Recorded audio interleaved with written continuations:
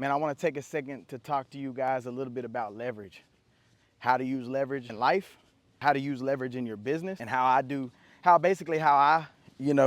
use leverage in my Turo business. When you have these cars, these assets, right? When I say leverage, you need to leverage those assets in a way that makes you be able to earn extra income or put more eyes on your business. What do I mean by that?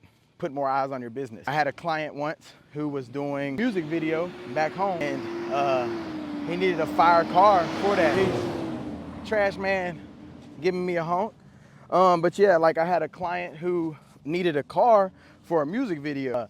The amount of people he had at his video shoot was easily in the hundreds, close to 200 people.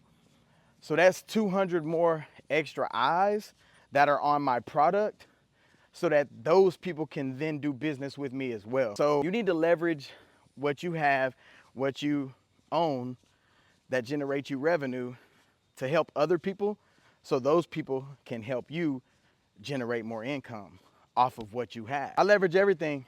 I let my cars go to people who have mechanic shops. They can rent my car anytime for free, but if I have any maintenance issues or things like that, I expect them to, look out for me and take care of me in that aspect.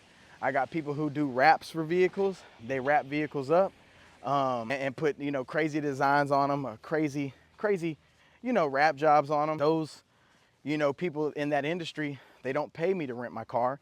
If they need to take a vehicle to Dallas, say they may only have a company car, or their vehicle isn't dependable enough to go on a long trip, they can use mine. Just make sure that you take care of me on the pricing.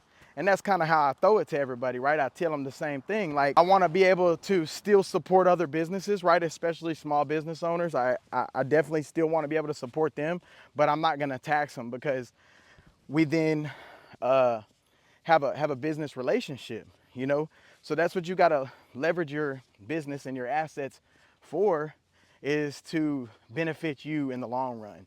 So mechanic shop, people who put wraps on cars, people who want to do photo shoots in the vehicle, people who want to use your vehicles for music videos, movies, whatever it may be. Just make sure that you're taking care of that person on the other end. As a business owner and as somebody who owns these assets, you're in complete control of them. So you don't have to always bust somebody over the head with price. You're in charge of it. If you got to take some L's and do some freebies for people to build you up some social proof or build you up an audience, and that's what you got to do.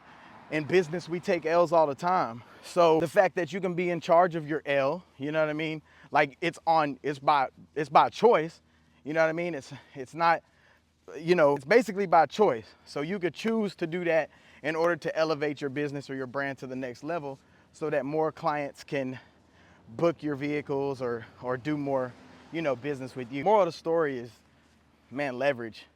Use what you have to leverage with other people to build up bigger networks and things like that. Whether it's social media leverage with what you own as a business owner, just make sure that you have a plan on the back end that is able to generate you some more revenue, so that, your leverage paid off. Like, you could take this L, I can, let it go out and rent it to, certain people. Man, hey, look, if you wonder why I'm not looking, I'm looking at this right here, because these gators be popping up out of here, and I don't be trying to get ate up. You know what I mean? That dude right there is about to get ate up. See that bird? He about to die. About 5 seconds. But yeah, man, moral of the story is leverage what you have so that it can, generate you more revenue. And if you got any more questions about how to leverage credit, how to leverage your assets, how to leverage anything,